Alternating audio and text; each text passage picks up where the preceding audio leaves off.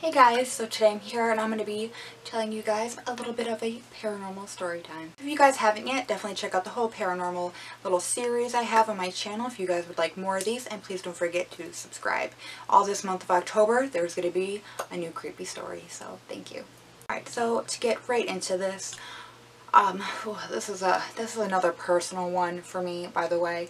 I'm really putting myself really out there, so you guys know. I'm really putting myself out there, and sometimes it's kind of hard. But you guys have been so far really great. But this is probably my second paranormal experience, and at this rate I am about 12, 13 when this was all happening, so I definitely knew it was happening. I was like staying the night and all that beforehand. We're gonna get into this, hold on. Before that, but I don't really remember things happening like that at least, but not until I was like 12 and 13 years old, but we will get into it. So this is going to my mama's house, and if you guys haven't watched, definitely check out my Ouija board story time, because I talk about my mama, and she's one of the most important people like ever in my life. Sadly she's no longer with me, and I miss her every day, so this is tough to talk about. But so we're going back again a while. So I used to spend the night at her house. Sadly, I didn't spend the night until her one doggy passed away, because he was really, really mean towards kids. It wasn't his fault. He was a rescue, and he was saved from a very abusive home. So I couldn't really like stay there like that, and you know, not until like he was gone. Not like that. Please don't take it like in a malintent. So, but I just want you guys to have the storyline. But you know, it wasn't his fault though. It was nobody's fault. He was a great dog, and it's truly, truly sad.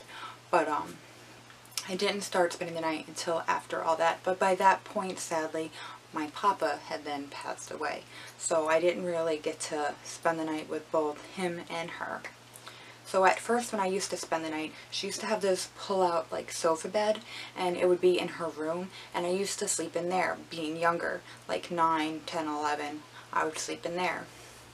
She ended up getting rid of the sofa bed, and she got like a whole new bed set up and a whole room, and she kind of redid it. It looked really cute. And also, I was getting older. It was kind of one of those smaller little sofa beds.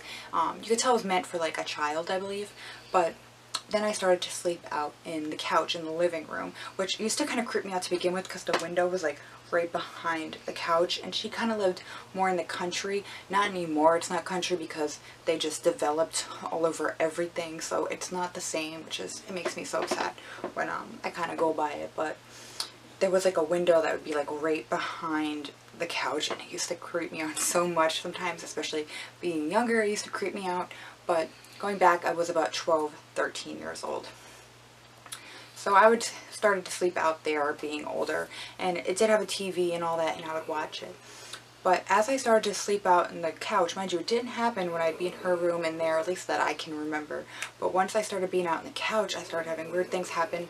They weren't really like, it wasn't bad. It wasn't a bad experience, but it did scare me being younger, because I didn't understand. I did talk about it, but we'll get to that in a moment. But while I'd be sleeping, sometimes when I would get like scared and stuff, like this is what would happen, is like I'd have the blankets on like kind of like more low, kind of just like chilling, and they would move up almost to cover me, and it would scare me really bad. So my automatic thing would be like, oh my god, like I don't understand, and I'd grab the blankets and like cover my face. So like I'd cover my whole head except for having a little hole to just breathe, and I'd close my eyes because I didn't want to see anything. And then it would like kind of like gently, it wasn't aggressive, it wasn't mean, and it didn't feel like a malintent or anything, but it was just frightening as a child to take, and it would still be frightening to this day no matter what. I would feel it get very gently moved away, almost to not block my face. And then all the time, like she would have one of those lights above the stove, and it was like the front room, the kitchen, and you could see the stove in the doorway, and there was a bathroom kind of going slightly into a hallway, and that had a night light on it. So I'd keep the TV on, and she would keep the stove light on, as well as the little night light in the bathroom on. Well, it started to get really kind of like creepy, because when those situations would happen, it would happen all in a quick kind of like a sequence, almost like you'd see the stove light go off, and like, well, it would be the bathroom night light, and then the stove light, and then I'd be laying there and I would see it, boop, boop, and then the blanket would then like move almost to cover me. And this is a quick story time, but however, it frightened me so bad. And it ended up being weird because I ended up stopping to spend the night. And it made me feel bad, and I do feel really bad about it, especially because I miss her so much. Like, truly, like, I miss her. But I couldn't spend the night anymore because it used to scare me so bad. And I did tell her about it, and I was like, hey, like, this is what happens. Like, I'll be sleeping, and the blankets will be, like, getting moved up or down, and the lights will go off. And I explained like how it was like really scary, and like I didn't want to seem crazy. Also, she was like really religious, and I didn't know how she was going to take that or anything like that, and I didn't want to be like, I don't know, come off weird, because like that kind of stuff wasn't talked about with me like growing up or anything like that. Like, we'd watch movies, but like we wouldn't like talk about stuff like that. So we never talked about like ghost stuff, you know, like it just wasn't a thing. I ended up talking to her, and she understood why I got scared, and then she then told me that she thought it was my papa. And he hated all the lights being on because he thought it'd be a waste of NIMO, National Grid, whatever you guys got, pretty much like power, you know, it was a waste of power. And to pretty much like almost to like cover me up, make sure I was tucked in almost, and like, so because I was covering my face, that he probably would get nervous and like fix it. At least that was what she thought. And thinking back on it now, because it never had a bad intent or a bad feeling or anything, like I really do think it was him, like kind of being there, because he never got to have me spend the night and do that. Like, it was like his way.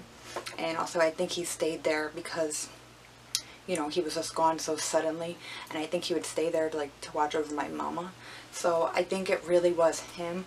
But it was so scary. Like, it was scary, but then like being older now, looking back on it, I understand it. I would still find it incredibly frightening. But like when I think back on it now, it's like he never got the chance to do that, so that was like his like chance to kind of be able to like, you know, like tuck me in and make sure I was good, and like, oh, let me turn off the lights, it's late.